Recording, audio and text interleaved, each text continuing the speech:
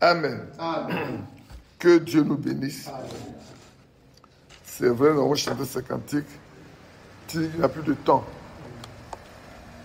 Il n'y a plus de temps, et c'est vrai, il n'y a plus de temps, parce que nous sommes dans le dernier âge. Nous sommes dans l'âge de la Odyssée, comme c'est écrit dans Apocalypse chapitre 3. Nous sommes dans le dernier âge. Après cet âge-là, il n'y a pas un autre âge. C'est dans cet âge que Dieu viendra prendre ceux qui lui appartiennent. J'aime toujours dire ceux qui lui appartiennent. Amen. Parce que Dieu connaît ceux qui lui appartiennent, comme l'apôtre Paul le dit dans 2 Timothée 2. Notre Seigneur connaît ceux qui lui appartiennent. Et le Seigneur pouvait dire également que ceux que le Père lui a donnés viendront et ne perdra aucun d'entre eux. Ce qui veut dire que personne ne pourra venir à Christ pour être enlevé si le Père ne l'envoie pas. Il a dit, personne ne peut venir à moi à moins que le Père l'attire premièrement. Nous pourrons venir à lui que ceux que le Père attire premièrement. Et ça, nous devons le comprendre. C'est vrai, c'est tellement important pour chacun de nous. Profitons du temps qui nous est donné pour nous laisser apprêter par Dieu. Mais bien aimés, le monde va aller à la dérive au fur et à mesure que le temps passe. Ça, vous devez le noter. C'est pour ça que hier, d'abord avant-hier, on a parlé un peu des avertissements. Dieu ne juge pas sans avoir averti. Le Dieu que nous servons là, il avertit toujours avant de juger. Hier, on a parlé longuement des événements de la fin des temps qui vont précéder l'enlèvement. Nous avons parlé également de l'enlèvement. Ce matin, je voulais seulement qu'on parle des conditions à remplir pour pouvoir être enlevé. C'est beau de savoir qu'il va y avoir un enlèvement. C'est beau de savoir que la tête tire à sa fin. C'est beau de savoir qu'il faut l'adorer Dieu. Mais il est encore meilleur de savoir quelles sont les conditions qui sont exigées à ceux qui veulent passer à l'enlèvement. Parce que si on ne le sait pas, on parlera en vain de l'enlèvement. Vous savez, la grande préoccupation des apôtres, comme vous lisez dans la Bible, hein, c'est le retour de Christ. C'est le retour de Christ. Le retour de Christ. Pierre s'attendait à ce qu'en son temps, Christ vienne. Paul s'attendait à ce qu'en son temps, le Seigneur vienne. Irénée, Colomban, les Luther, les Wesleyens, tout le monde s'attendait à ce que le Seigneur vienne. Et pendant 2000 ans, il n'est pas venu. Ils se sont endormis dans la poussière. Mais ils attendent. Ils ne sont pas perdus. Ils attendent. Comme je le disais avant-hier, les saints de l'Ancien Testament attendaient dans la poussière la venue du Messie. Ils savaient que quand le Messie viendra, il les prendra avec eux. Aujourd'hui, nous également, beaucoup avant nous ont attendu l'avènement du Seigneur. Ils ne l'ont pas vu. Ils sont morts. Ils attendent dans la poussière.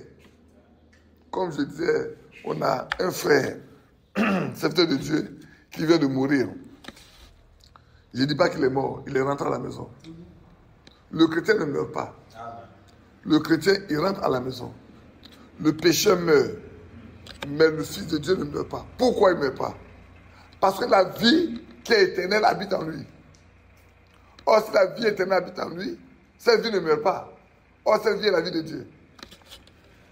C'est pour ça que nous devons tout faire, compter sur le Seigneur, pour que nous ayons la vie de Dieu en nous. Peut-être ma gorge, je ne sais pas ce qui se passe dans ces derniers temps. Comme je disais, je venais de la France, là, il a chopé une petite grippe que je ne vois pas. On va se lever ensemble pour prier. Et puis, on va lire quelques versets pour nous donner la possibilité de savoir la condition que nous devons remplir pour pouvoir participer à l'enlèvement. Seigneur notre Père, notre Dieu, nous voici réunis en ton nom ce matin, comme il en a été les 2 derniers jours, pour nous instruire, pour nous enseigner, pour nous aider à comprendre les événements de la fin des temps, pour nous aider à prendre les dispositions nécessaires afin que nous ne soyons pas laissés pour compte quand tu viendras ici-bas. Ce matin, nous voulons nous exhorter, simplement. Mais cela n'est valable que si toi tu es là. Nous avons été à l'école, nous pouvons feuilleter, Seigneur, les pages de cette Bible. Mais quant à son contenu, il faut le Saint-Esprit. Parce que même les docteurs de la loi qui avaient l'Ancien Testament, les prophètes Moïse et tout, ne le comprenaient pas. Et on a vu cela avec Pierre, avec Paul. Mais quand l'Esprit de Dieu est descendu sur lui, alors la Bible est devenue une nouvelle pour lui. Ce matin, rend la nouvelle aussi pour nous, en nous donnant ce qui nous est nécessaire pour notre préparation. Bénis tes enfants qui sont là. Bénis ceux qui sont encore en route. Et garde dans le cœur tes mains au nom de Jésus-Christ. Amen. Asseyez-vous.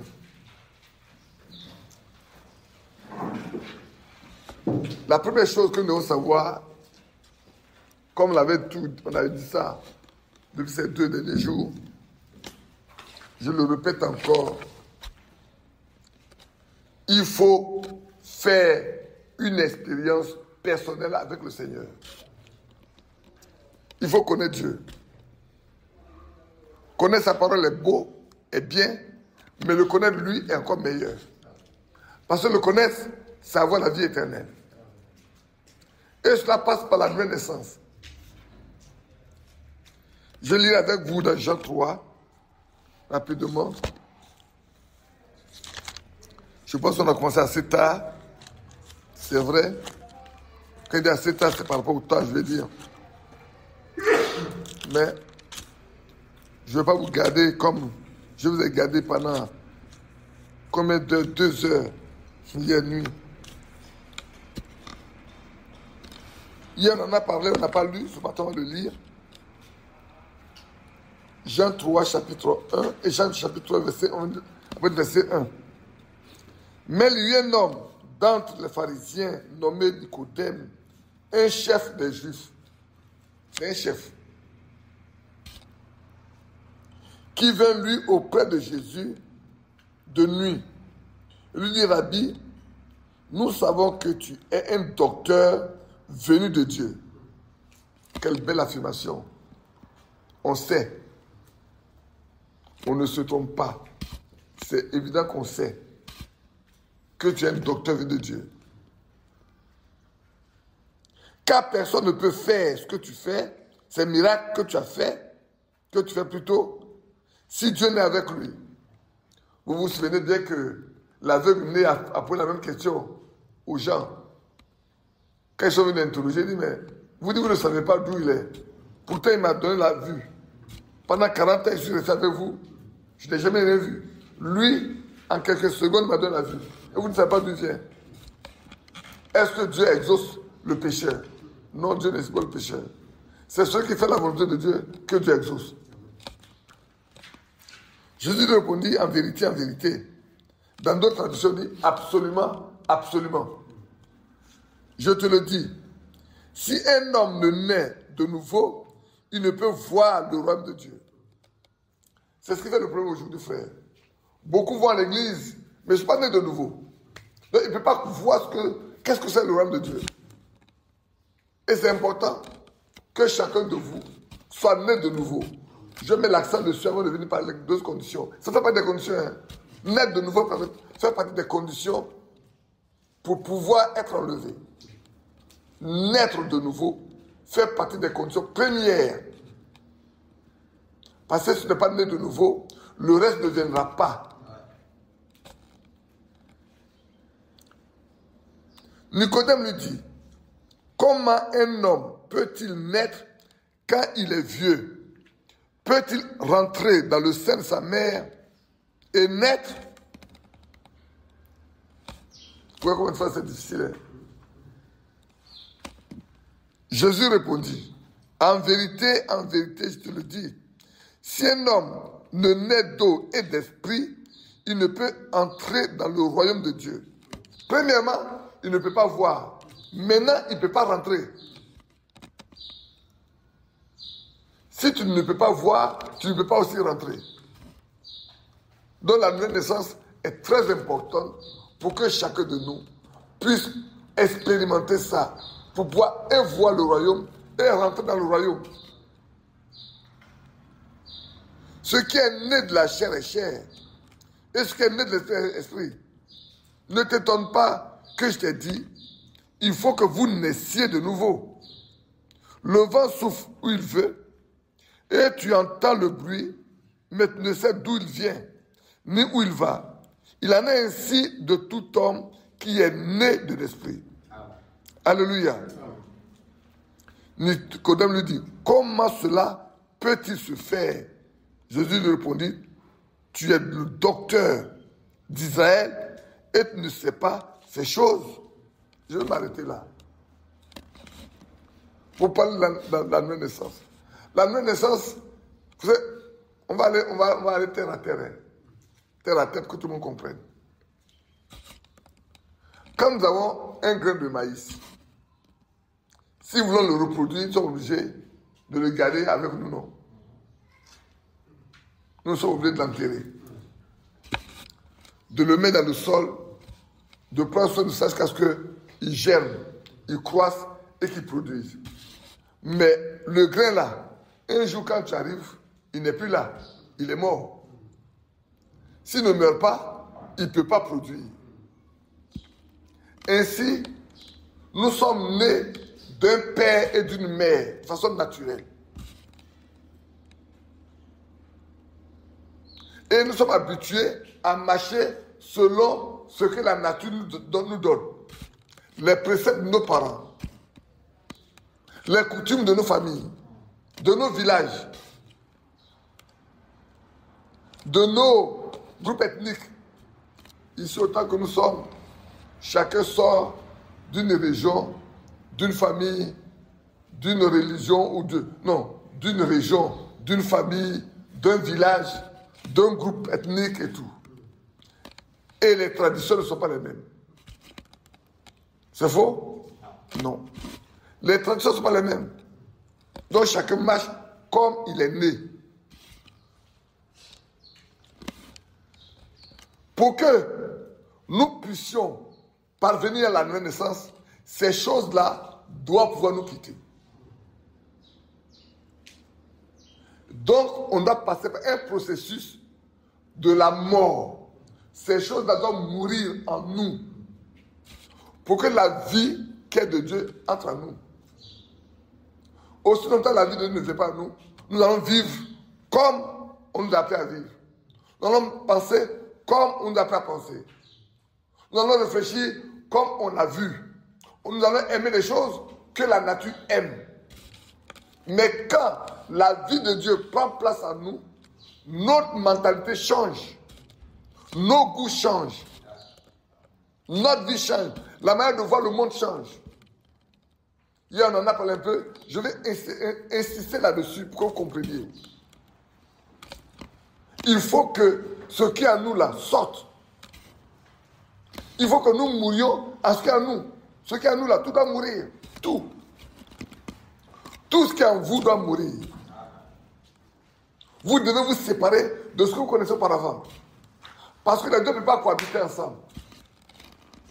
Les deux ne peuvent pas cohabiter.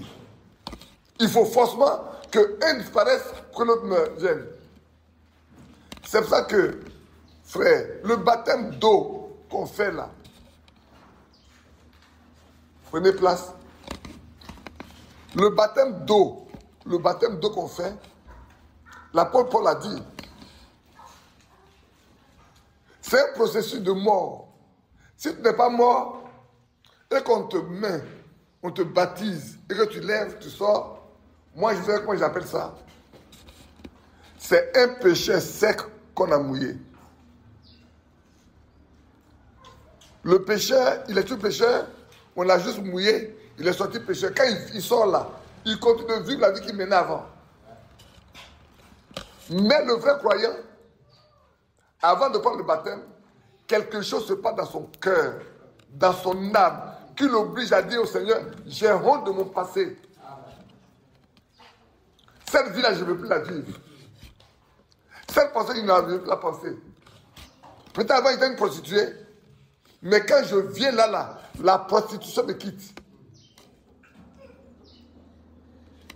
Mon ancienne vie de prostitution, là, je n'aime plus. Je ne veux même pas en entendre parler.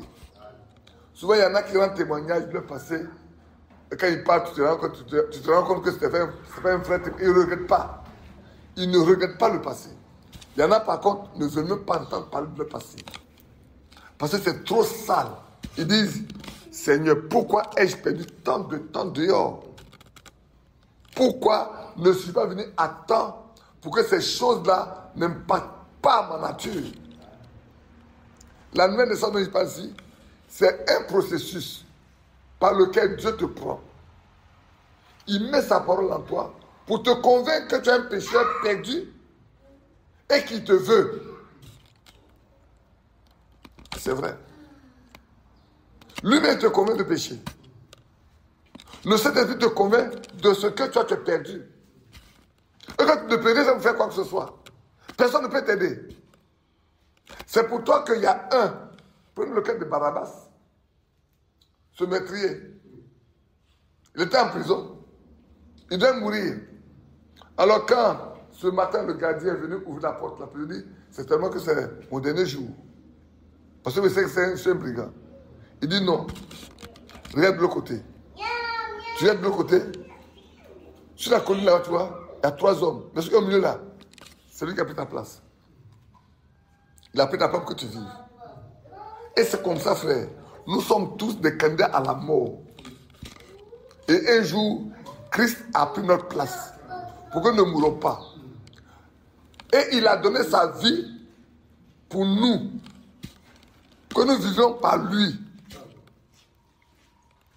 Dans cette procédure de mort, hein, beaucoup de personnes ne savent pas vivre avec les chrétiens parce qu'ils sont trop vivants. Et je vais expliquer. Peut-être vous étiez quelqu'un de nature colérique, qui aime faire beaucoup de palabres. Et puis, vous venez à la foi. Je vais vous donner des exemples réels. Hein. Vous venez à la foi. On vous fait baptiser et tout. Vous écoutez la parole de Dieu. Mais à peine on parle mal de vous que vous êtes déjà fâché. À peine on dit quelque chose contre vous que vous allez répondre. Vous n'êtes pas encore mort. Parce que quand vous prenez mort, là, vous prenez la mort, vous prenez mort.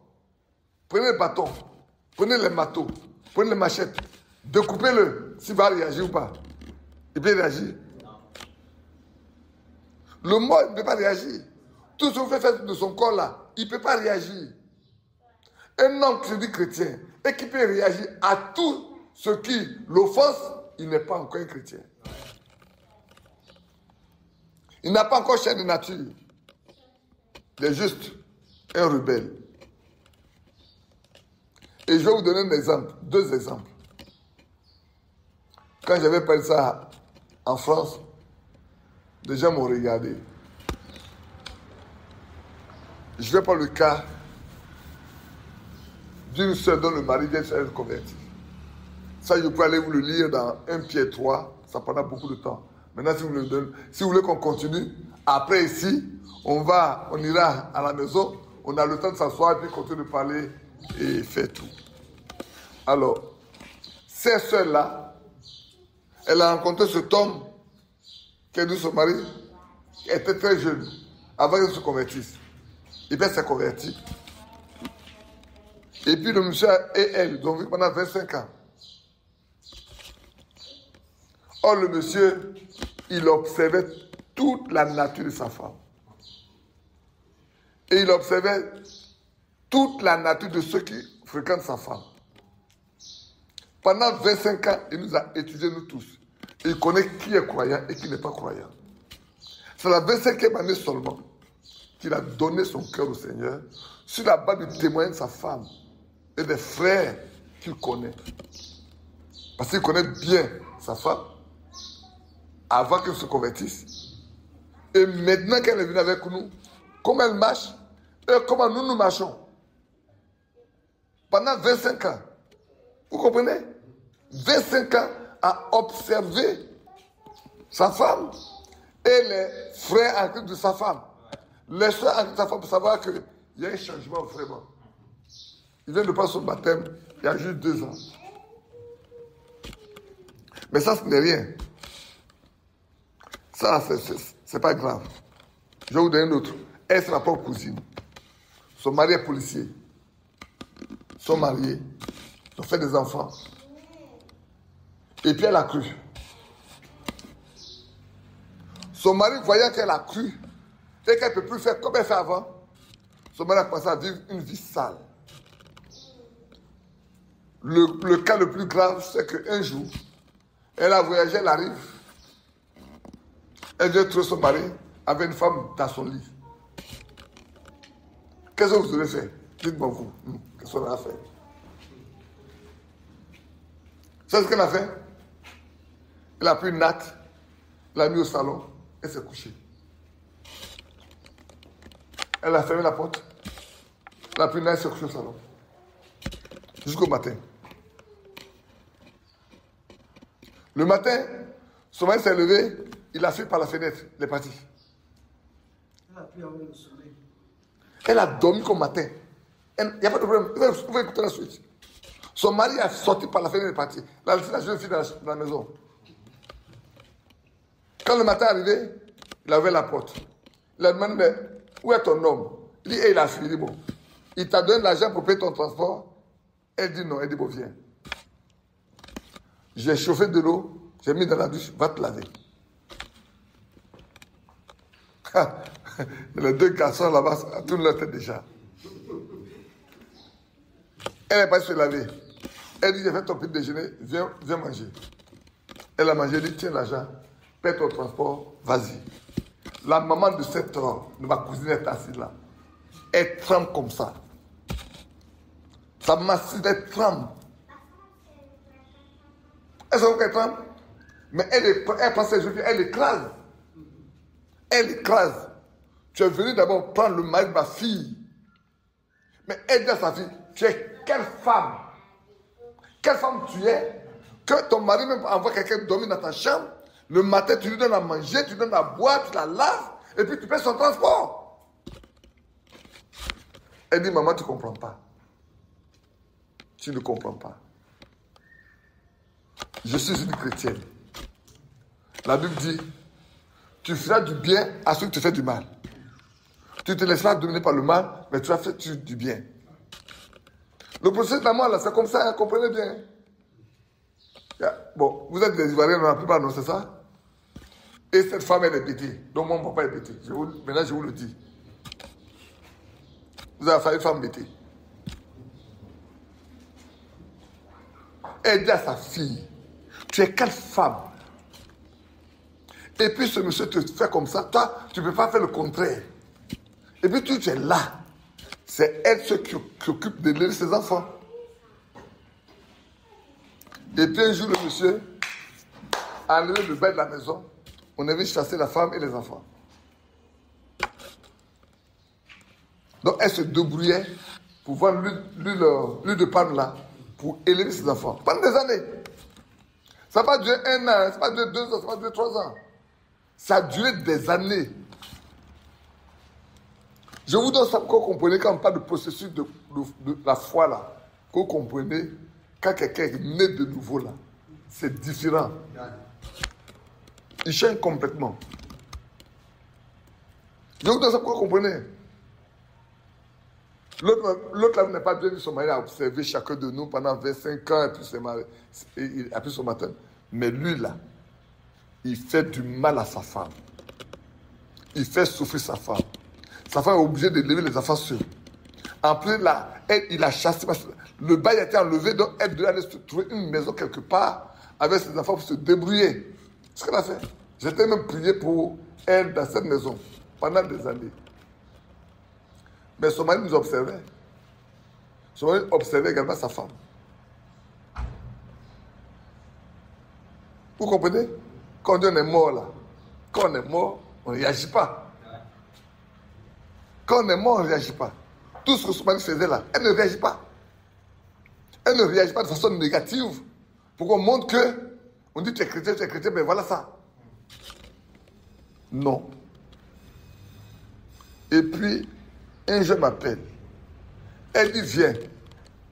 Je vais dire, ah, mon fils me dit que son papa a construit une maison pour moi. Quoi? Elle dit oui. Mon papa me dit de te dire qu'il a construit une maison pour toi. De venir te prendre pour aller te monter ta maison. Et puis elle m'appelle. Elle dit, mon papa vient. Mon mari dit qu'il a construit une maison pour moi.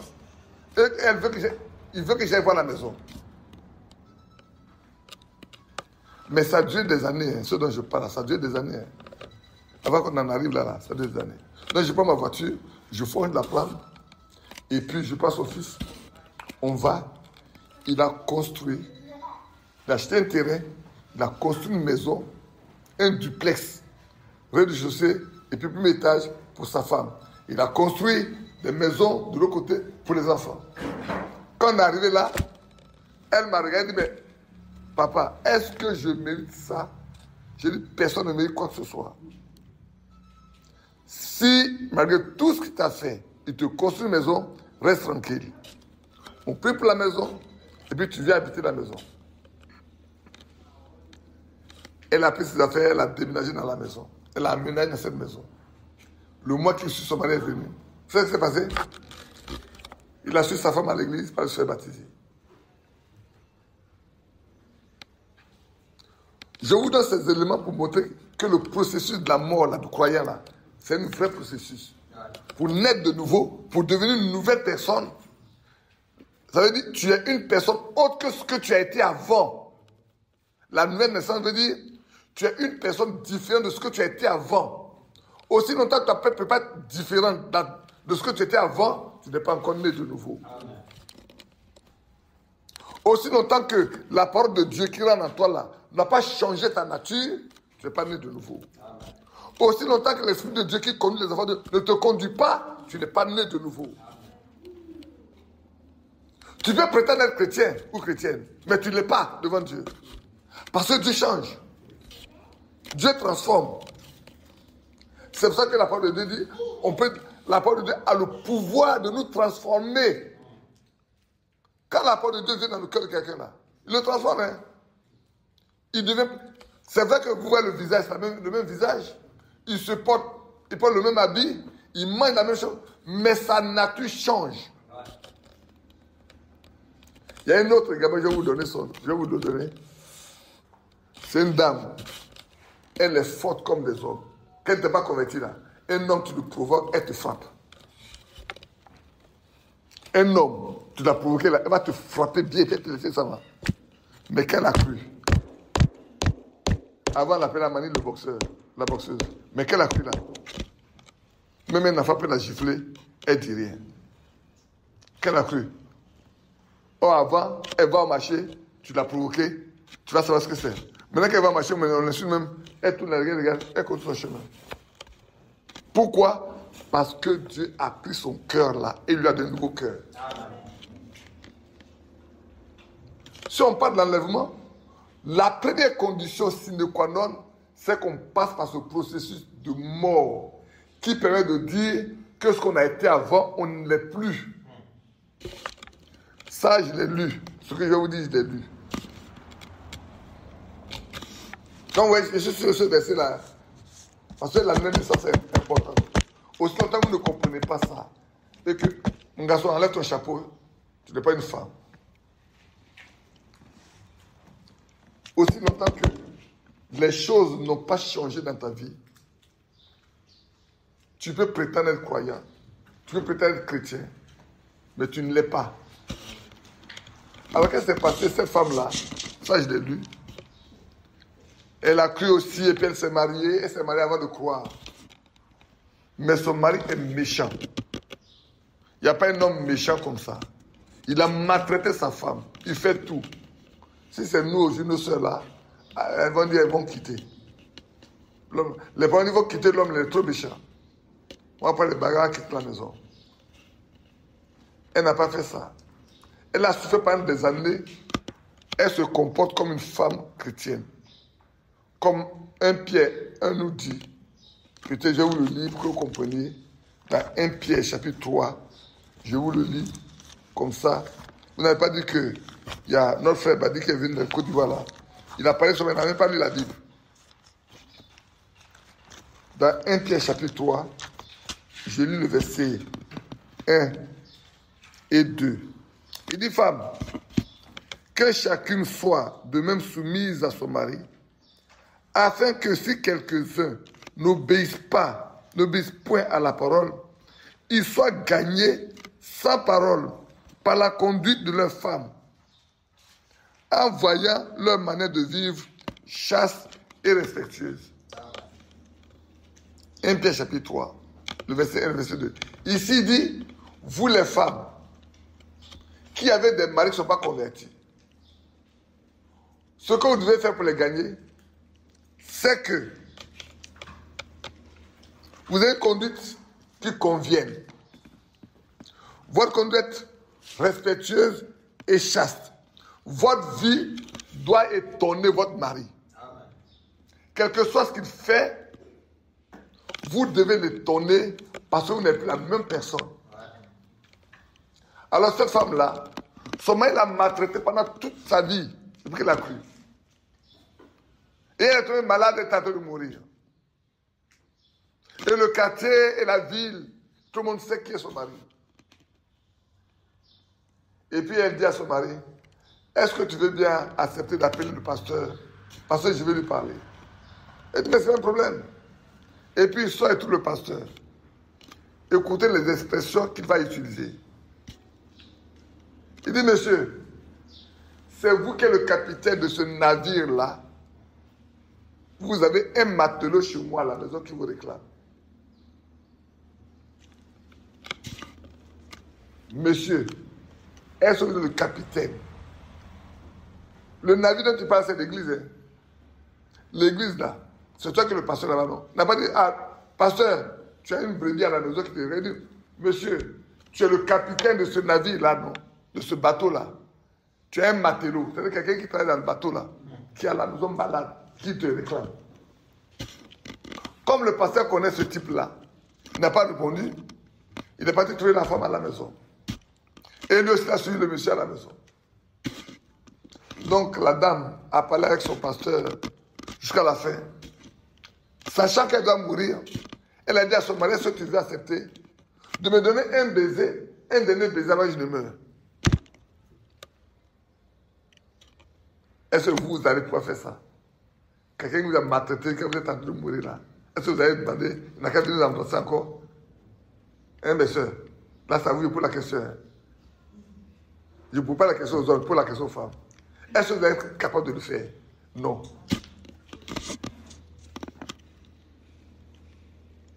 C'est ce qui prouve, c'est ce qui montre la différence entre le croyant et le non-croyant. Aussi longtemps que vous ne pouvez pas faire ça, c'est que Dieu n'a pas pris encore le contrôle de votre vie. Je suis de passage, il m'en irait demain. Mais je vais vous dire, aussi longtemps que votre nature n'a pas changé, c'est que Dieu n'a pas encore pris le contrôle de votre vie. Dieu doit prendre le contrôle de la vie de chacun de vous. Autant les hommes que les femmes. Je donne les exemples pour les femmes, c'est vrai, parce que c'est elles qui parlent des situations soit très difficiles, mais nous les hommes également, nous devons faire très attention. Alors, le monsieur orgueilleusement, il dit, mais si c'est ça qui doit faire du bien, c'est pas un problème. Mais il s'est abaissé, il a pris la tête de sa femme pour l'embrasser. Quand ses lèvres ont touché les lèvres de sa femme, ça s'est passé. Le Saint-Esprit est descendu sur l'homme. La femme est morte dans sa main. Il a soulevé la femme. Il a commencé à pleurer. Dieu m'a donné un ange et je l'ai maltraité pendant tout son temps, toute sa vie.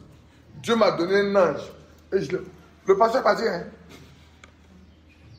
Le quartier sait que la femme est morte. Personne n'a vu le dire. Hein? Il a tapé sa femme, il a pleuré toute la journée. Il pleure toute la journée, les gens le regardent. Personne ne s'occupe de lui. C'est le soir que l'église est venue arracher le corps de la mère de monsieur pour l'envoyer au fond funèbre. Ils ont fini de faire toutes les funérailles, ils ont enterré la femme. Dites-moi qu'est-ce qui s'est passé après. Le monsieur a été le premier à l'église. Depuis ce jour, il est le premier à l'église. C'est devenu le sonneur de l'église. Si sa femme n'avait pas vécu comme ça, et passé tout son temps à prier pour lui, à sa mort, elle ne s'est pas devenue croyante. Souvent, on est tellement orgueilleux. Je vais vous expliquer. On est orgueilleux. On n'est pas humble. On pense plus à nous qu'aux autres. Une femme, quand ton mari soit converti ou pas, la première des choses qu'elle doit faire, c'est de dire, je cherche le salut de mon mari. Si moi je dois être sauvé, il faut que mon mari soit sauvé avec moi. C'est ce qu'on a lu dans 1 Pierre là. Si moi je dois aller au ciel, je dois aussi demander au Seigneur que cet homme-là soit sauvé. Parce que je ne suis pas meilleur que lui. C'est Dieu qui m'a pris et a fait de moi ce que je suis. Aussi longtemps que Dieu ne te prend pas, tu restes toujours un mauvais type, une mauvaise femme. Donc si Dieu t'a fait grâce, qu'il a fait de toi quelqu'un qui a changé, tu dois souhaiter que celui qui vient avec toi là devienne comme toi. Amen. Et c'est la même chose pour les hommes.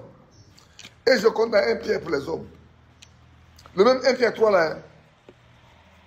Venez au verset 7 pour les hommes. Il dit, Marie, montrez à votre tour de la sagesse dans vos rapports avec votre femme. Comme avec un sexe plus faible, honorez-la comme devant hériter avec vous de la grâce de la vie. Nous les hommes également, la Bible nous intime de nous conduire de manière à ce que notre femme, qu'elle soit convertie avant ou pas, le jour du salut là, elle fasse partie de ceux qui sont sauvés. L'homme doit faire également tout ce qu'il faut. Jeûner, prier, veiller, jusqu'à ce que sa femme se convertisse. Jusqu'à ce que toute sa maison devienne une maison de croyants. Oui, c'est vrai. Il faut que dans notre maison, nous prions pour tous ceux qui ne sont pas convertis, pour qu'ils se convertissent. Et nous devons prier pour que nous-mêmes soyons aussi convertis. Parce qu'on parle de l'enlèvement, c'est vrai. Mais si ces conditions ne sont pas remplies, il n'y a pas d'enlèvement pour nous. On peut chanter les cantiques, pas de l'enlèvement. On peut danser de l'enlèvement. On n'ira nulle part. La première condition, pour parler de l'enlèvement, il faut d'abord être converti. Il faut naître de nouveau. De même qu'on est né d'un père et d'une mère, qu'on a une nature, on naît de Dieu pour avoir la nature de Dieu. C'est pour ça qu'on appelle les fils de Dieu les filles de Dieu. C'est pas vrai?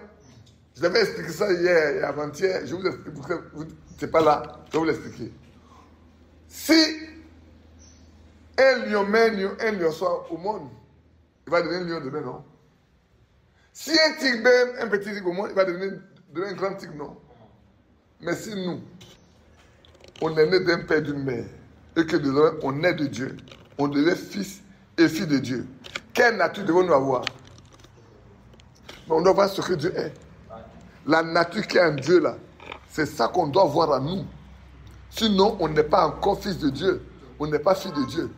Si la nature de Jésus qui n'est pas en nous, on n'est pas encore fils de Dieu, fille de Dieu. Parce que Jésus est fils de Dieu. Donc si je suis fils de Dieu, je dois avoir la même nature que Jésus. Et je lui ai dit ceci avant qu'on ait pu en passer. Je ne vais pas vous garder longtemps. Ceux qui étaient là hier, on a fait 2 heures. Aujourd'hui, on ne va pas faire ça. Il est déjà, on a commencé autour de 11h15. Ouais, il est déjà 11h52. Donc, c'est avec 15 minutes. Dedans, on a 37 à peu près. Donc, je me donne encore peut-être une trentaine de minutes pour on va finir. Donc, revenons en arrière, les enfants.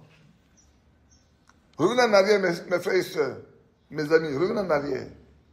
Si on est né d'un père et d'une mère pour avoir les yeux, les oreilles, les pieds et marcher comme on marche, comme tout être humain marche, quand on est de Dieu, on doit avoir la même nature que le Dieu dont nous parlons.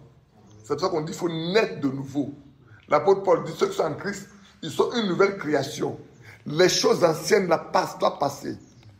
Mes soeurs et mes frères, les enfants, les choses anciennes doivent passer. Notre nature ancienne là, elle doit disparaître, on ne doit plus la voir. Le maïs là, qu'on a semé, quand il a poussé, tu vas te trouver le maïs. Plus tard, tu vas trouver le maïs en épi, en autre chose. C'est pas ça? On doit être la même chose. On nous enterre. Quand on sort de l'eau, on doit avoir une nouvelle nature à nous. Pour marcher, pour plaire à Dieu, pour faire sa volonté. Aussi longtemps que ce n'est pas possible, ce n'est pas encore fait, il n'est pas tard. On doit rester à genoux devant lui et dire Seigneur, change-moi. Seigneur, change-moi. Seigneur, transforme-moi. Seigneur, fais de moi quelqu'un de nouveau. Donc, je donne ces exemples de nos sœurs que moi je connais, et l'autre, je l'ai lu, pour vous montrer que la vie de croyant n'est pas une vie facile. Si quelqu'un vous dit que être chrétien, c'est facile, c'est faux. Le Seigneur a dit, si on te gifle sur la joue gauche, il faut tendre la joue droite. Quand on t'insulte, tu bénis. Quand on te hait, tu aimes. Donne à manger à ton ennemi. Donne à boire ce qui te fait du mal. Ouais, est-ce que vous voyez la différence? Celui qui veut te tuer là, tu le vois, il faut donner à manger. Il veut te tuer, il veut te faire du mal. Mais s'il a fait, donne-lui à manger. Qui peut le faire comme ça? Si Dieu n'est pas lui, il ne peut pas le faire. Il faut que Dieu soit en toi pour que tu puisses le faire. Ceux qui chaque jour... Je vais vous donner un autre exemple. Il y a un monsieur qui a sa plantation à côté d'un autre. Et il y a une seule rivière qu'on peut détourner pour arroser les cultures. Et alors, lui qui est chrétien, il a fait en sorte que quand l'eau vient, ça va dans les deux coins. L'autre est venu la barrer carrément. Pour que l'eau partage le croyant. Et puis il prend toute l'eau là. Donc le gars s'est débrouillé pour trouver une petite source d'eau pour arranger son coin. Lui n'a pas fait du mal, l'autre n'a pas coupé. Il n'a pas dit comment il a fait. Je vais couper moi aussi. Il n'a pas fait ça. Il a trouvé moyen pour qu'il ait au moins une petite source qui vient chez lui. À la récolte, quand tout a grandi, tout a mûri à la récolte, selon vous, qui a eu le plus? C'est le chrétien. Hein? Le chrétien là, Dieu a béni ce qu'il a fait parce qu'il n'a pas fait du mal à l'autre. L'autre veut du mal pour que lui ne produise pas. Mais après, le gars a compris. Il dit, mais comment se fait-il que toi, ta plantation a donné plus que moi? C'est toi qui ne voulais pas que ma plantation donne. Moi, je sais Dieu. Dieu qui est au ciel là, c'est lui qui bénit. Tu as eu la petite source là. Est-ce que moi, il t'a dérangé? Quand j'ai fait, nous deux on partage. Tu n'as pas voulu. Tu vas boire tout pour toi seul. Pour que moi, mais que tu meurs. Moi, je ne te fais pas de mal. Je t'ai laissé, je vais aller chercher une petite. C'est pas beaucoup, voilà mon reçu là-bas ça. L'autre a compris qu'il a fait à quelqu'un avec qui Dieu marche. Et vous devez faire en sorte que les gens comprennent que Dieu marche avec vous. Vous devez vivre une vie qui montre aux gens que vous êtes différents. Je suis un pays musulman. Je vais vous donner un exemple. Quand je travaillais encore en tant qu'employé quelque part, j'ai reçu une jeune dame qui dit qu'elle est chrétienne. J'ai vérifié par une église. Aller à l'église ne veut pas dire qu'on est chrétien. Notez-le. Aller à l'église ne dit pas que vous êtes des chrétiens. Les démons même vont à l'église. Amen. Les sorciers vont à l'église.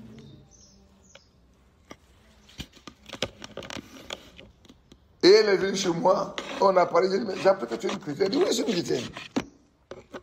Je dis, ah bon? Mais quand je regarde l'aspect extérieur, je ne vois pas ce qui fait une différence entre toi et une femme musulmane. On a plein de femmes musulmanes là. Quand je regarde l'aspect extérieur là, ton habit, ton tout que tu es, quand tu regardes là, il n'y a pas de différence entre toi et une musulmane. D'abord, toi me confirme-moi, est-ce qu'avec cette dame-là, votre habillement, ce n'est pas la même chose elle ici? Votre coiffure n'est pas la même chose ici. Bonne manière de vous maquiller, pas la même chose ici. Sur quelle base Dieu va te prendre et puis laisser celle-là? Sur quelle base Dieu va te prendre toi et puis va laisser cette femme? Dis-moi ça. Parce que tu parles le nom de chrétien. Si c'est cette base-là, mais Dieu se trompe. Oh, Dieu ne se trompe pas. Dieu transforme le croyant là. Le croyant même sur l'aspect extérieur prouve qu'il est. Mes soeurs, il y en a qui me connaissent pas. Dans ça, je suis très dur. Et j'aime dire la vérité. Même ton aspect extérieur doit influencer l'homme. qui ne croient pas. Nous les hommes comme vous les femmes, notre aspect extérieur simplement là, notre image influence des gens.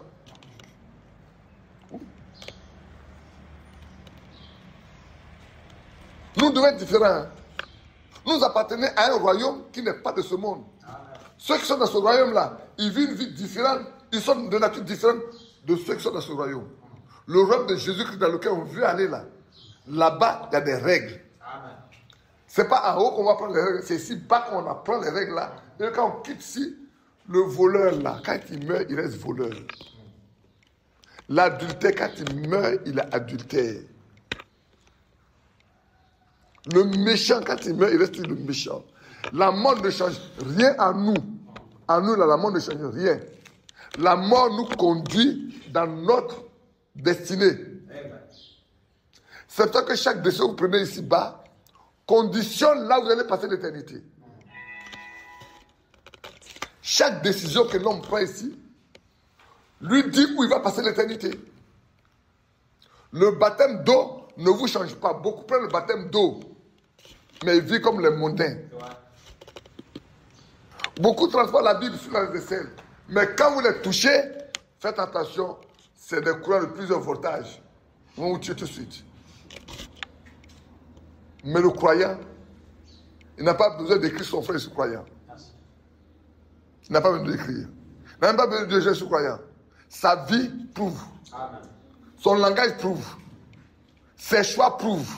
Ses désirs prouvent qu'il y a quelque chose qui s'est passé dans sa vie. Aussi longtemps que vous n'êtes pas mort, Dieu ne viendra pas habiter en vous. Je vous ai dit que je ne vais pas mettre du temps. Hein. Aujourd'hui, on va faire très court. Maintenant, si vous voulez, après, on va à la maison. On va s'asseoir s'il y a des questions, je vais répondre aux questions. Maintenant, si vous voulez qu'on pose les questions ici aussi, je suis là pour répondre à vos questions. À vous de décider de ce que vous voulez. Mais moi, demain matin, je suis parti à Abidjan. C'est important. La première condition pour qu'on puisse parler de l'enlèvement, c'est d'être né de nouveau. D'être une nouvelle création. De changer de nature, de manière de vivre, de parler, les choix, tout ça doit changer. Si ce n'est pas possible, vous n'avez pas fait un seul choix, vous n'avez pas encore fait un seul pas vers Dieu.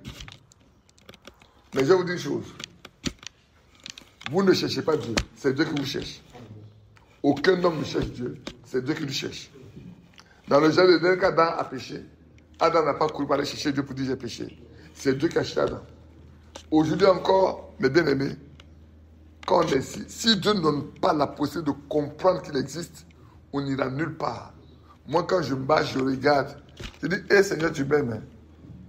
Parce qu'on est 8 milliards de personnes sur la terre. 8 milliards de personnes.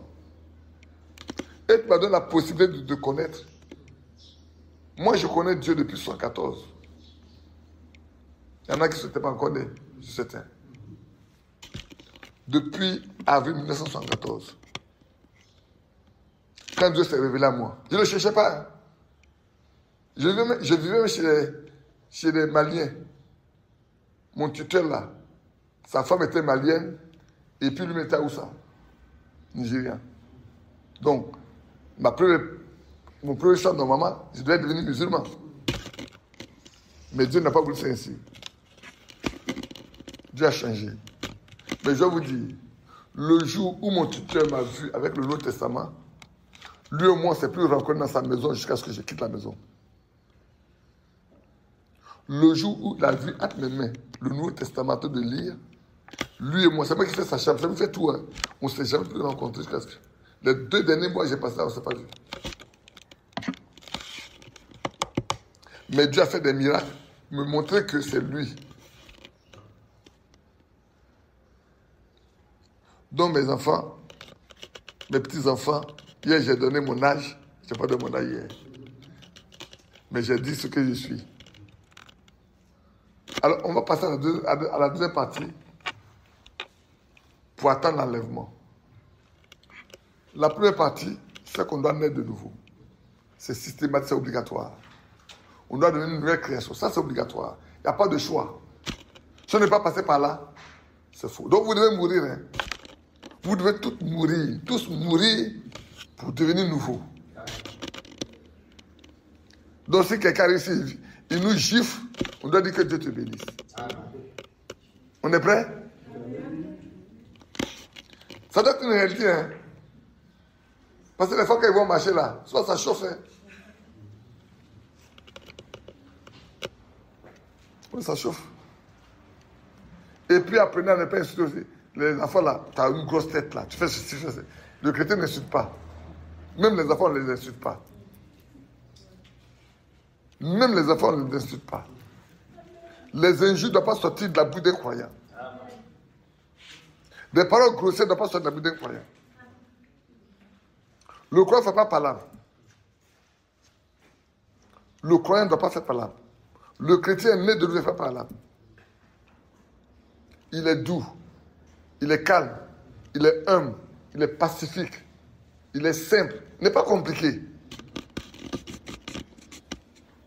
Il est doux, il est calme, il est simple, il est humble, il aime. Il aime son ennemi. Jésus a dit, aimez votre prochain comme vous-même. D'abord Dieu le premier, mais ensuite votre prochain là, aimez-le comme vous-même. Comment vous pouvez dire que vous aimez quelqu'un? Vous aimez Dieu, car celui que Dieu a créé, vous ne l'aimez pas. Comment pouvez-vous dire que vous aimez Dieu, alors que celui que Dieu a créé, vous ne l'aimez pas? Mes enfants et petits-enfants, comment pouvez-vous dire que vous aimez Dieu, et celui que Dieu a créé, vous ne l'aimez pas? Vous dites, Satan ne me plaît pas, je n'aime pas sa tête. C'est toi qui a créé la tête là. Je n'aime pas sa tête. Ce monsieur là, je n'aime pas sa tête. Cette femme, moi, je n'aime pas sa tête. C'est toi qui a créé la tête là. C'est toi qui a donné la tête. Dieu l'a aimé, il a créé la tête comme ça. Toi, tu n'aimes pas sa tête. Que Dieu nous aide. Le deuxième élément, j'ai beaucoup d'écritures devant moi. Mais si je veux prendre l'écriture là, on va rester qu'à 16 heures. Oh, c'est pas bon. Alors, le deuxième élément, on va aller dans Romains chapitre 8. Allons dans Romains chapitre 8.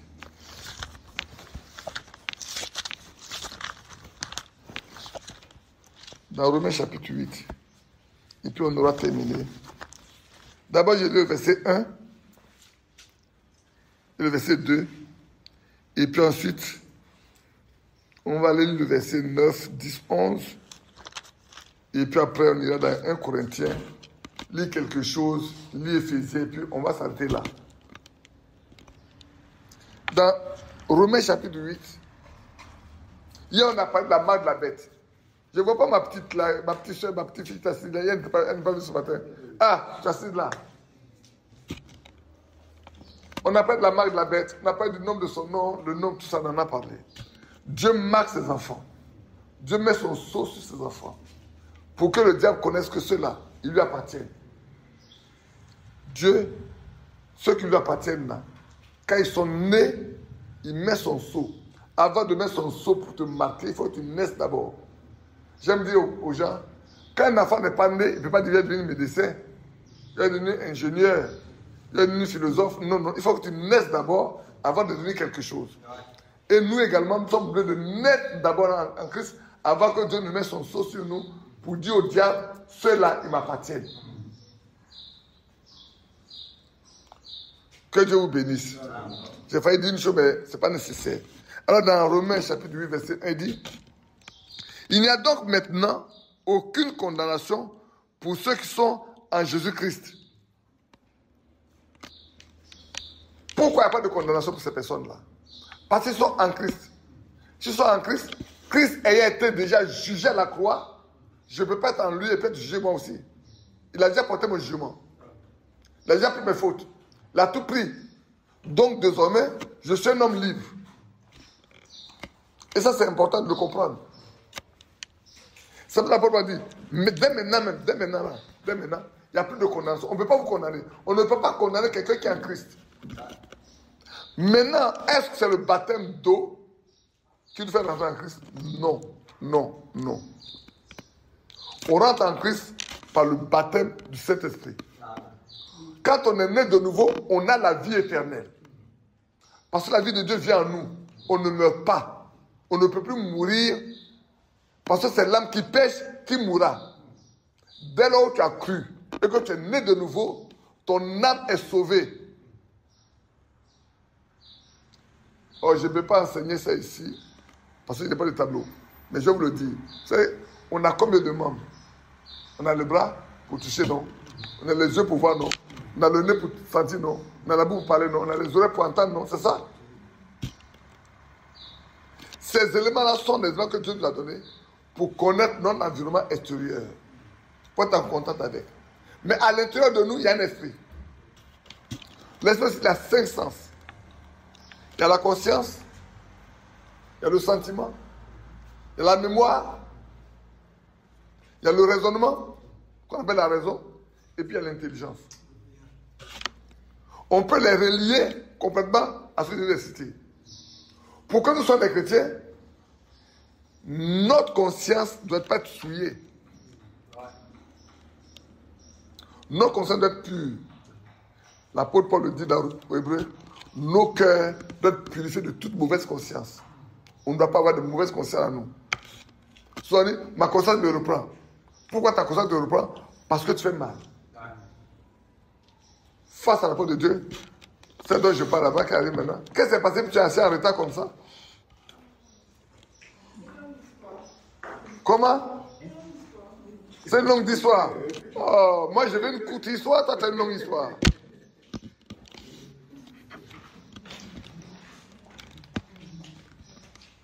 Donc, pour revenir à ce dont on parle, notre conscience ne doit pas être souillée. La conscience du chrétien doit être lavée complètement. Notre intelligence ne doit pas être l'intelligence que nous avons reçue quand on est né. L'intelligence qu'on a reçue là, c'est l'intelligence que Ève a aimée dans le jardin d'Éden. Il dit, oh mais l'arbre est beau. Il est agréable à la vue. Il est précieux pour vous l'intelligence. Quand elle a mangé ça, depuis ce jour, les hommes vivent par leur intelligence. Depuis ce jour-là, les hommes vivent par la foi. Les hommes devaient vivre par la foi. On a expliqué ce que c'est que la foi. Lui, il enregistre. Il pourra partager avec vous plus tard. Donc, le non-croyant vit par son intelligence. Le croyant vit par la foi. La foi ne cherche pas à voir avant. Peut-être je vais parler un peu de la foi tout de suite. Un peu également. Un peu seulement, si c'est possible. Mais, l'intelligence qu'on a reçue de la naissance naturelle, là, elle est corrompue. Elle ne peut pas nous amener à connaître Dieu. Il faut que cette intelligence soit renouvelée, complètement renouvelée, à l'écoute de la parole de Dieu, qu'elle soit changée pour nous donner la possibilité de connaître la volonté de Dieu. Ce qui est bon, agréable et parfait. Ça, c'est écrit dans Romains 12, chapitre, verset 1 et verset 2. On en a parlé. Je pense qu'il va vous le faire voir. Et puis, on a la raison en nous. On raisonne. Il y en a qui on raisonne à la parole de Dieu. C'est vrai qu'on a besoin de la raison. Pour ceux qui vont à l'école encore comme eux, ils ont besoin de raisonner, de réfléchir à beaucoup de calculs. Mais dans la foi, on ne raisonne pas. L'apôtre Paul dit, nous, on condamne le raisonnement par des choses qui ne sont pas du raisonnement. Le chrétien ne raisonne pas avec la parole de Dieu. Il prend la parole de Dieu à la lettre, au pied de la lettre. Dieu est plus fort que nous. Dieu est plus grand que nous. Dieu est plus puissant que nous. C'est lui qui nous a créés. On ne peut pas juger ce que Dieu dit. On doit prendre tel quel ce que Dieu a dit. Quand Dieu dit une chose, on dit oui et amen. On ne discute pas. Vous comprenez, non? Les sentiments, soit des mauvais sentiments. On n'aime pas les gens. Il m'a fâché. Il m'a fait du mal. J'ai un mauvais sentiment envers lui. Le chrétien ne doit jamais avoir un seul mauvais sentiment avec quelqu'un. Je vais vous dire une chose. Si mon frère et moi là, on ne s'entend pas sur quelque chose et que je ne peux pas l'aimer comme avant qu'il n'y avait pas de problème, c'est que j'ai un mauvais esprit. Je reprends. Vous êtes avec quelqu'un, vous êtes en paix, il n'y a pas de problème. Et puis un jour, une situation naisse. Ça vous sépare même. Et puis, dans ton cœur là, les sentiments que tu avais à avoir pour lui disparaissent. D'autres mauvais sentiments prennent place.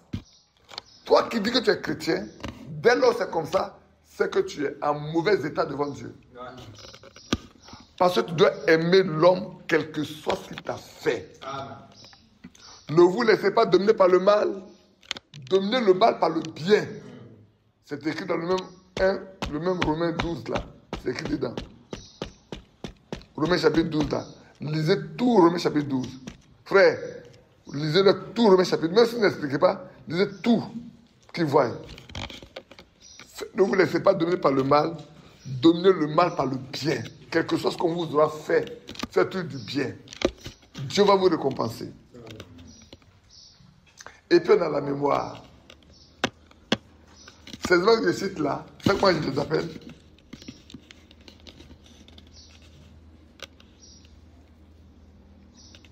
C'est notre richesse génétique. Alors, on a également la mémoire. Oh là là! La mémoire, c'est notre bibliothèque. On a magasiné dans notre mémoire tout ce qui se passe dans notre vie. Tout. Depuis notre enfance jusqu'à ce qu'on grandit, tout. Il y a des gens, quand ils ont des problèmes dans leur foyer, vous partez régler le problème aujourd'hui. Et puis, 2 ans après, il y a un problème qui naît, vous partez régler ça, on commence par ces problèmes qu'on a réglés. C'est faux? Ah, vous riez. C'est pour dire qu'on se connaît, nous tous. Hein? Nous, on a tellement réglé les problèmes dans les foyers qu'on connaît tout. Non, le chrétien ne doit pas vivre comme ça. Quand le chrétien a réglé un problème, il le met dans la mer de l'oubli. Il oublie. Il n'y revient plus. Il faut emmagasiner ce qui est bien dans ta mémoire. Il ne faut pas emmagasiner ce qui est mauvais dans ta mémoire, ça souille ta vie. Amen. Et on dit, mais quel est ce temps que le frère Alfred nous a envoyé ici aujourd'hui là? Il doit être un homme compliqué, hein? Il connaît l'être humain. Mais non, c'est pas, frère, le message qu'on a reçu là, c'est ça, hein? Ça nous permet de connaître la Bible. La Bible là, c'est ça, hein? La Bible, c'est une vie pratique. La vie chrétienne, là, c'est une vie pratique. C'est pas théorie, c'est une vie pratique. C'est la vie de tous les jours. Ce qu'on vit tous les jours là. C'est qui montre que nous sommes chrétiens ou pas. Donc, notre mémoire là, il ne faut pas qu'on emmagasine dedans des choses qui ne sont pas correctes. Notre patrimoine génétique là, il ne faut pas qu'elle soit souillée. Ce patrimoine là doit être pur, doit être sain, doit être propre. Tous les 5 éléments sont dedans. La conscience, la mémoire, la raison, le sentiment, l'intelligence doit être pur. Parce que regardez bien, je vais vous donner un exemple simple. Pourquoi la colère rentre dans le cœur de quelqu'un? C'est parce que quelqu'un a parlé. Quand quelqu'un parle là, tu entends. Dès que tu entends, ça rentre dedans et le sentiment là réagit. Et alors tu te mets en colère. Et or la colère de l'homme n'accomplit pas la volonté de Dieu. Amen. On a frappé ton fils, tu as vu. Ça rentre dedans. Alors ça réagit sur l'autre sens. Et ça se met en mouvement. Tu es en train de partir. Donc faisons attention à ce que nous voyons. Faisons attention à ce que nous entendons. Faisons attention à ce que nous touchons. Je vais vous donner un autre exemple. Il y a un vieux frère suisse qui a dit, quand tu jeûnes là, il ne faut jamais passer près de la cuisine. Qui a compris ce que ça veut dire? Qui a compris ce que ça veut dire? Il dit, si tu fais un jeûne là, il ne faut pas passer près de la cuisine. Hein? Parce que si tu passes près de la cuisine, et que sur le tablier là, on est en train de faire frire de la viande ou le poisson, l'odeur la passe dans le nez, t'as mis tout là, ton jeûne est coupé. Mais qui fait ça? C'est le nez. Et puis il y a un autre élément également. Les parfums. Les parfums sont les moyens de séduction des hommes comme des femmes. Faisons attention à ce que nous sentons. Si vous partez dans Proverbe 7, la femme adultère a dit, j'ai parfumé mon lit avec de l'aloès, avec le cardamome, avec ça. Viens, mon mari est parti, il a pris l'argent, il est parti, il ne viendra pas avoir la fête de la lune, viens, nous allons nous amouracher pendant tout le temps. Quand tu rentres dans sa chambre, elle t'a envoûté avec tout ce qui est odeur de parfum. Donc, mon jeune homme est en train de rire là-bas. Il dit, ce monsieur-là, qu'est-ce qu'il fait? Faites attention. Non, mais faites attention. Hein. La vie dans laquelle on est là, elle est très complexe. Oh, voilà un encore qui est venu en retard. Il a perdu les 2/3 de l'enseignement. Donc, vous voyez, je vous montre des éléments qui sont partis de nous. Mais il y a un élément dedans qui n'a qu'une seule porte de sortie et une seule porte d'entrée. C'est notre âme. On a le corps, on a l'esprit, et à l'intérieur de ça, on a l'âme. C'est l'âme qui pèse, qui mourra. L'âme là, il n'y a qu'une seule porte. Où elle croit, ou elle ne croit pas. Si elle ne croit pas, tous les autres sont souillés et sont influencés. L'âme qui ne croit pas là, il influence l'esprit, qui influence le corps, qui fait ce qui est mauvais. Mais quand l'âme croit, elle s'assoit uniquement sur une seule chose. La parole de Dieu. L'âme s'assoit, l'âme qui croit s'assoit uniquement sur la parole de Dieu. C'est son fil conducteur. C'est son moteur d'action. Il ne vit que par la parole de Dieu. Il ne réagit que par la parole de Dieu. Il ne marche qu'avec la parole de Dieu. C'est pour ça que nous devons laisser la parole de Dieu pénétrer notre âme pour la transformer. On appelle la nouvelle naissance. C'est l'âme qui pêche qui mourra. Et l'âme qui croit vivra. On comprend? Ça va? Donc ici, comme on l'a lu tout à l'heure, il n'y a plus de condamnation pour ceux qui sont en Christ. Et il est important qu'on soit en Christ. Quand tu es en Christ, c'est que Dieu t'a marqué de son sceau. Et le diable le connaît. Les anges le connaissent. Il ne peut pas te toucher. Alors, tout dans Romains 8 là, descendant au verset 9, il dit pour vous, vous ne vivez pas selon la chair. Tout à l'heure, je vous ai donné des éléments qui permettent de vivre selon la chair. Le corps qui n'est pas converti, l'âme qui n'est pas converti, il vit selon la chair. Il est gouverné par tous les 5 sens. Et son esprit est gouverné par les 5 sens que je vous ai donné tout à l'heure.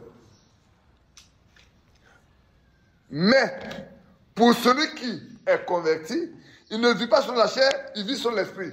Il est conduit par le Saint-Esprit. Il se laisse conduire par le Saint-Esprit. Il prend les décisions après avoir interrogé Dieu. Comme notre frère Avani, le témoin de pas là, quand il a été invité par Alfred, il a répondu.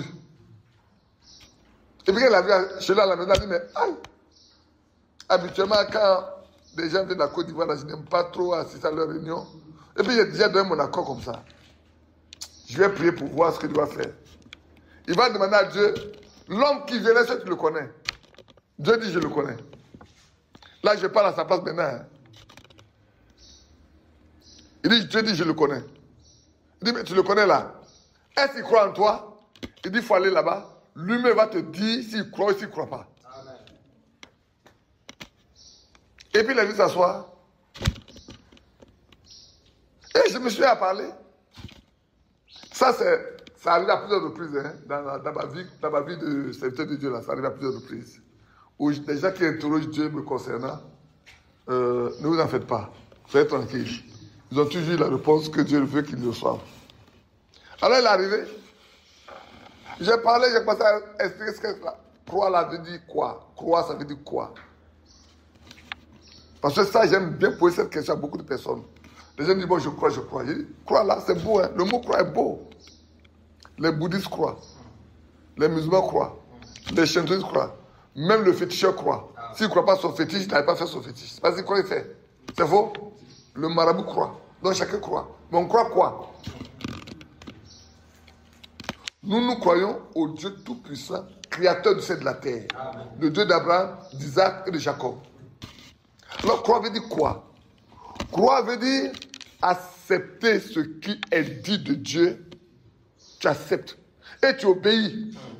Parce que le diable croit. Dans Jean, il a dit, le diable croit, mais il n'obéit pas. Il ne se soumet pas. Hein. Il tremble même, mais ne se soumet pas. Et ne pensez pas que le diable là, vos réunions, je me moque plus des gens quand ils sont en réunion, puis ils chassent le devant criant fort. Je dis, vous perdez votre temps. Le diable n'a pas peur du cri. Le diable là, Satan là, il assiste même aux réunions avec Dieu. Vous êtes surpris, non? Mais le jour où il a pris la question de Job, il dit, mais d'où tu viens? Il dit, mais j'allais me promener sur la terre. Il dit, tu as vu mon serviteur Job? Il n'y a personne qui soit comme lui. Il est intègre et juste. Il dit, oh, Dieu, tu te trompes. Tu ne connais pas Job? Tu as donné beaucoup de bien à Job. Tu as donné de beaux enfants à Job. Ça veut dire Job te sert. Enlève tout ça, tu vas voir s'il ne va pas te maudire. Il dit, va. En un clin d'œil, tous les biens de Job ont disparu. Ses bœufs, ses greniers, ses richesses, tout ça a disparu en un clin d'œil. Le diable est méchant. Hein? Il ne prend pas le temps. Hein? Il ne perd pas son temps et il veut faire du mal. Et puis, les enfants sont en train de se réjouir. Le feu est venu ici, le vent est venu ici. Leurs maisons sont cassées, sont tous morts. Et un qui vient dire, même les enfants sont morts tous. Il dit, Dieu a donné, Dieu a repris, que le nom de l'Éternel soit béni.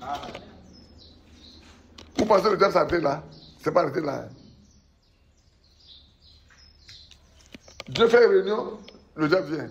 Il dit, tu as vu tout ce que tu as fait à Job là? Il est toujours là, intègre. Il dit, oh, ça c'est des choses qui sont extérieures à lui. Il faut le toucher lui-même, rends-le malade. Tu vas voir, il va te maudire, puis il va mourir. Il est parti dans son atelier là-bas, il a fabriqué une potion magique. Quand il est venu là, il a déversé sur la tête de Job jusqu'à ses pieds. Job est devenu malade. Il est obligé de prendre le tesson de bouteille pour se gratter.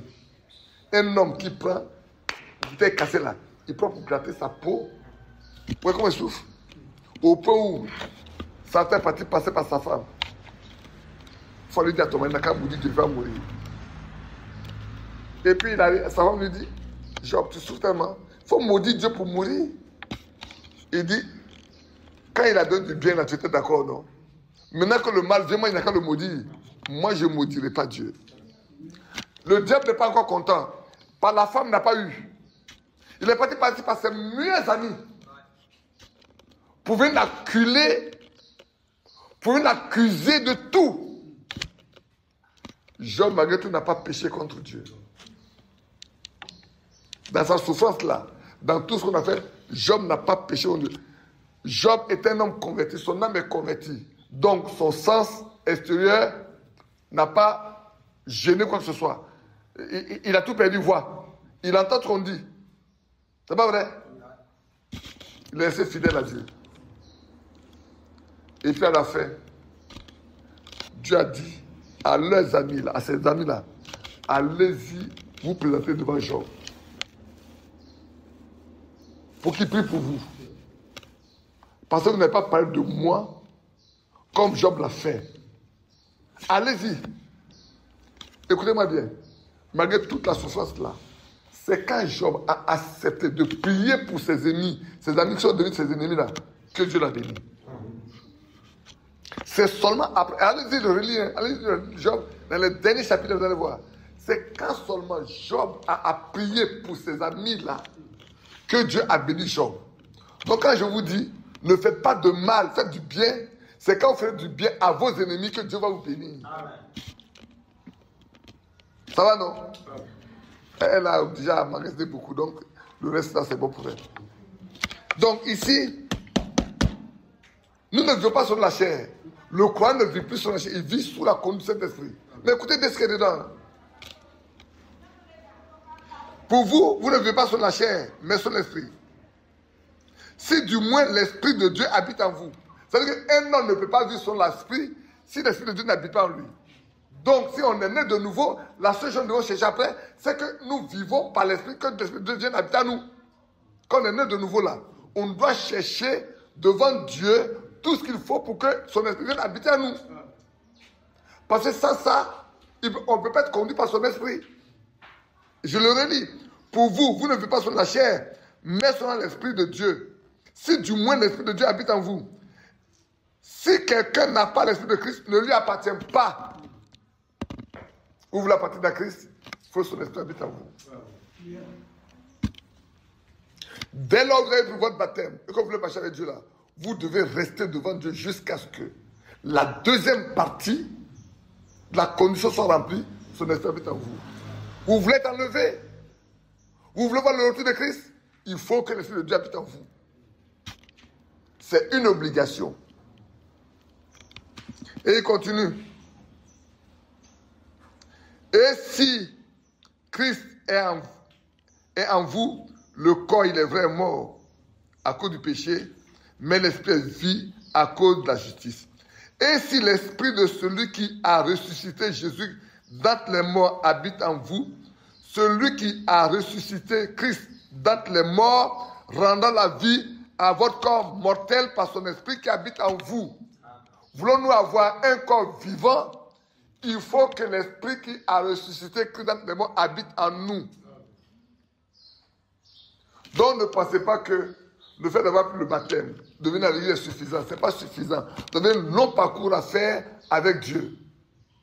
Pour lui plaire et qu'il vienne faire de vous sa demeure. Nous devons être une habitation de Dieu. Dieu veut habiter dans l'homme. De même que l'Esprit de Dieu habitait en Christ.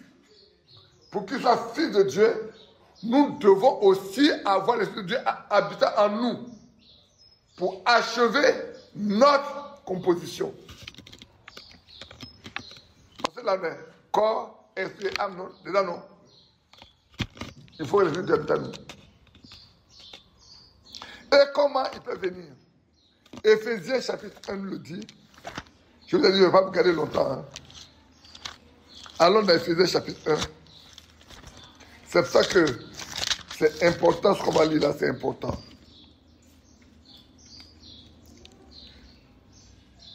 Je lis à partir du verset 11.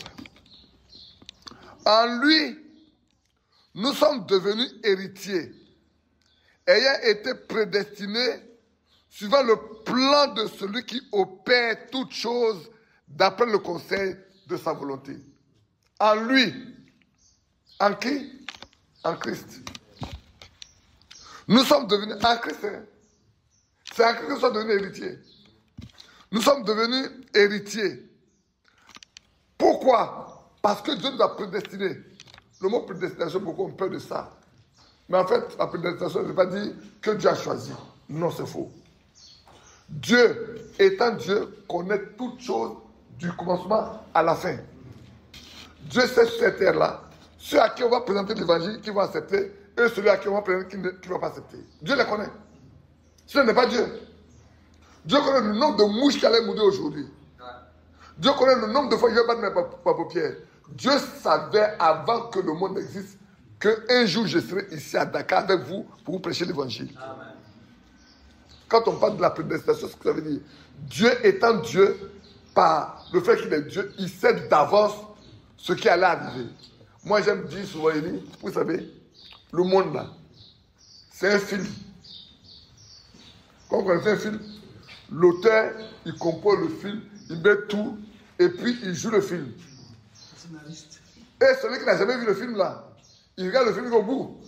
Mais celui qui connaît le film, il connaît les étapes de la composition du film. Dieu connaît les étapes de la composition du film. C'est ça que j'aime bien le psaume 139. Je vous encourage à lire le psaume 139. Notez-le, allez-y, lisez le psaume 139. C'est un psaume qui est très riche. Il a même écrit que quand j'étais une masse informe, une masse informe, alors que mon père et ma mère ne me connaissaient pas. Personne ne me connaissait. Dieu me connaissait. Et il allait loin en disant, tous les jours, notez bien, tous les jours que nous devons vivre ici-bas, avant qu'un seul n'existe, lui, il a déjà tout écrit dans son livre. Amen. Donc, le nombre de personnes qui allaient rentrer sur la terre-là, Dieu les connaissait auparavant. Les maladies que vous allez rencontrer sur la terre, Dieu les connaissait auparavant. La joie que vous allez éprouver là, Dieu le connaissait auparavant. Les douleurs que vous allez avoir, Dieu les connaissait auparavant. Vous n'avez rien à faire d'autre que de vous. Maintenant, c'est lui ce qui peut changer quoi que ce soit. Aucun homme ne peut changer quoi que ce soit.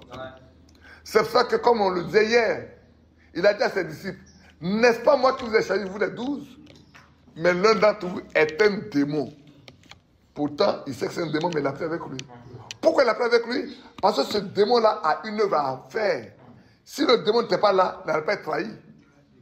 Il fallait que le démon soit là pour le trahir, pour qu'on le prenne pour aller à la croix. Mais écoutez bien, c'est parce que le temps est arrivé. Pendant tout le temps, on a cherché à le tuer, on a pu le tuer. Non. Donc, en lui, nous sommes devenus héritiers ayant été prédestinés suivant le plan de celui qui opère toutes choses d'après le conseil de sa volonté. Afin que nous servions à célébrer sa gloire, nous qui d'avance avons espéré en Christ. Oh là là, c'est beau, quand tu lis ça. Il nous dit que d'avance, là, nous avons espéré en Christ. Alors qu'on ne le connaissait pas déjà, on le sait, il le sait. Et puis continue. En lui, toujours en lui, hein, pas dans quelqu'un d'autre. Ce n'est pas dans le pasteur, le pape, le prophète, l'évangéliste, ni l'apôtre. C'est en Christ. En lui, vous aussi, après avoir entendu la parole de la vérité. Donc, ce qui veut dire que d'abord, mes frères et sœurs, mes enfants et petits-enfants, la première condition, c'est d'entendre la vraie parole de Dieu. Et je vais vous dire une chose simple. Pourquoi certains prêchent et puis ça ne produit pas la vie? Il y en a qui peuvent vous prêcher pendant tout le temps, ça ne touche même pas votre cœur. Vous allez entendre? Vous entendez? Mais ça ne vous dit rien. Ça ne transforme rien dans votre vie. Ça n'apporte rien dans votre cœur. Ça ne vous montre rien. Vous savez pourquoi? Parce que ce n'est pas conduit par le Saint-Esprit. Ces hommes ne sont pas conduits par le Saint-Esprit. Ce qui fait que la parole reste morte. Jésus a dit, la parole, je vous dis là, elle est esprit et vie. Si cette parole est esprit et vie, quand on la porte, l'esprit doit l'accompagner, la prendre pour mettre dans le cœur, pour réveiller l'âme. C'est pas tout se passe en Christ. En lui, vous aussi, après avoir entendu la parole de la vérité. Frère, c'est pour ça qu'il faut que vous écoutez la parole de Dieu. La foi vient de ce qu'on entend, et ce qu'on entend vient de la parole de Christ. La foi ne naît que si on entend la parole de Christ. Ce n'est pas la parole d'un homme. La foi là ne peut naître que si la parole de Christ est prêchée. C'est pour ça que, là aussi quand j'en parle, j'ai beaucoup de discussions avec beaucoup de personnes. Il n'est pas donné. Je sais que ça va bousculer beaucoup de choses de vous. Il n'est pas donné à tout le monde de prêcher l'évangile. Le Seigneur, avant de monter au ciel, dans Acte, on l'a lu la fois dernière un peu, pour être témoin de Christ, il faut d'abord recevoir son esprit. Amen. Si les apôtres ont été obligés d'attendre de recevoir le Saint-Esprit avant d'être témoins, nous qui sommes à la fin, nous ne pouvons pas faire le contraire. Et j'exagère, je vous dis, Frère Branham a dit ceci, aucun homme n'a le droit de monter sur la chair s'il n'a pas fait la même expérience que Moïse a faite devant le Moussa Adam. Si tu n'as pas fait cette expérience-là, tu ne peux pas. C'est pour ça que souvent, on prêche l'évangile aux gens, mais ils sont toujours les mêmes personnes. Amen. Pourquoi? Parce que l'Esprit de Dieu n'est pas derrière pour faire impacter cette parole dans leur cœur, dans leur vie. Quand on partait à l'église méthodiste, ils prêchent l'évangile, non? Mais ça n'apporte rien. Aujourd'hui, quand on partait à l'église, nous on était à l'Assemblée de Dieu avant, tu passes dans les églises de l'Assemblée de Dieu, tu écoutes, ce n'est rien du tout. Il n'y a pas de vie derrière. On récite les Écritures. C'est comme si on lit un journal. Ou on écoute la radio, on voit les journalistes là parler. C'est comme ça. Mais quand vous vous trouvez devant quelqu'un qui a été mandaté par Dieu, c'est différent. La parole de Dieu qui vient là, ça vous bouge. Ça vous touche. Ça vous secoue. Ça vous permet de dire, ah, j'ai quelque chose à corriger, j'ai quelque chose à corriger. Quand vous rentrez chez vous alors, la première chose que vous faites, c'est vous mettre à genoux pour prier, pour que Dieu enlève ça. Est-ce que je me trompe? Hein? Je me trompe? Ah. Moi, on a des témoignages de vous-même. En lui, vous aussi, après avoir entendu la parole de la vérité, l'évangile de votre salut, en lui, vous avez cru. Et vous avez été scellés du Saint-Esprit qui avait été promis. Donc, le fait d'écouter la parole de Dieu, de rester attaché à ça, produit en nous le désir ardent que Dieu vienne habiter en nous. C'est pour ça qu'à la Pentecôte, quand l'apôtre Pierre a parlé, nous on a fait un long discours. L'apôtre Pierre avait fini déjà de prêcher à ce temps-là. Il n'avait pas fait 1 heure de temps. Quand il a fini, qu'est-ce qui s'est passé? La Bible dit, ceux qui étaient là ont entendu ça dans leur propre langue maternelle. Parce que ceux qui étaient avec Jésus étaient des Galiléens. Il y avait près de 17 nations. Tous ceux qui sont venus ont entendu ça dans leur propre langue maternelle. Et alors il dit, mais qu'est-ce que nous allons faire? Parce que nous nous rendons compte que nous sommes de ceux qui l'ont tué. Nous sommes coupables. Qu'est-ce que nous allons faire? Il dit, répentez-vous. Regrettez vos actes. Regrettez votre vie passée. Regrettez ce que vous avez fait qui est mauvais. Regrettez ça.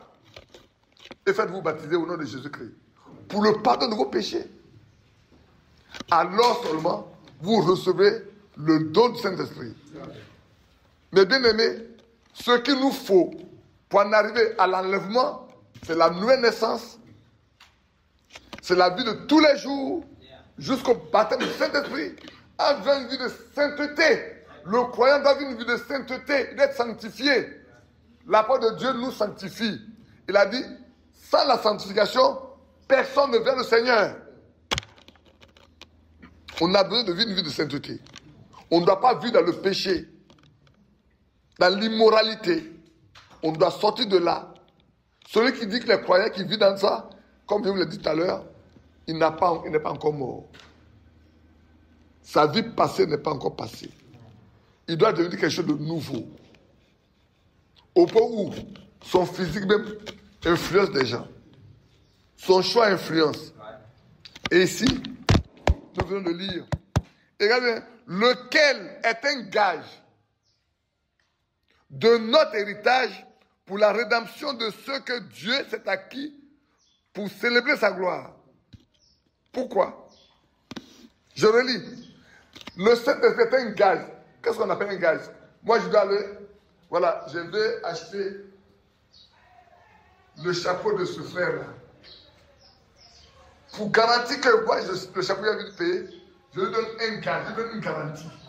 Peut-être je lui donne, il dit ça coûte 1000 francs. Je lui dis tiens, 200 francs ou 500 francs. Je vais lui prendre ton nom.